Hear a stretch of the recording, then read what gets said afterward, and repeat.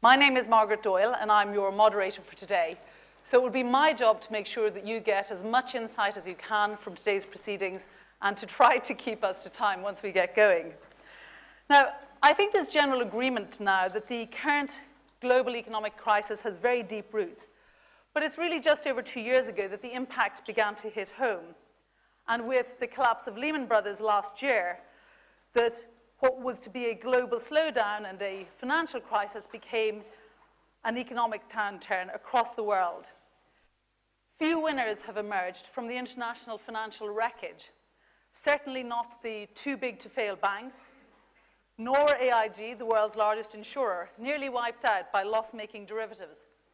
No winners among the regulators who had failed to keep pace with financial innovation. Certainly not consumers. Spending is still very much retrenched, especially in countries like Ireland. And private investment remains weak across the whole of the industrialized world. And of course, worst of all is the situation for taxpayers who have had to pay for this financial crisis and who will in the future continue to bear the cost in terms of the impact on their wealth, their pensions, their spending, and indeed rising unemployment. As Yeats said in a different context, all has changed utterly. Because of course, what the real difference with this particular crisis is not just that there is a bust or a recession, however spectacular they may have been, but actually it's really that our whole system of beliefs, our convictions about the market, about regulation, indeed about capitalism itself, have been fatally undermined.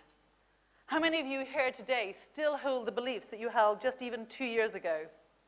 Because if the bedrock of contemporary capitalism is that banks and insurers and asset managers channel society's savings to where the economy needs them most, then why are so many commentators, distinguished people like Lord Turner, the chairman of Britain's Financial Services Authority, arguing that the whole sector has simply become too big and is behaving like a giant machine that is serving itself and not society at large? How has this industry developed such a capacity for complexity and such an inherent risk for systemic collapse? It seems that far too many banks are too big or too complex to fail. And if that is the case, well then why would any bank management bother to look after their own risk?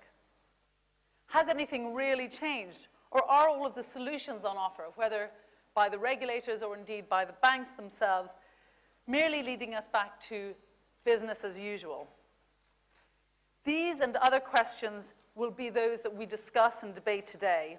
And as you will all know, they have relevance far beyond our industry, for those in the room, the industries of finance, because clearly anyone in society has a stake in what happens next. We've assembled a lineup of the most influential and thought-provoking speakers in the world to help us to reach some conclusions about the future for financial services. And I will introduce those speakers and panelists throughout the day.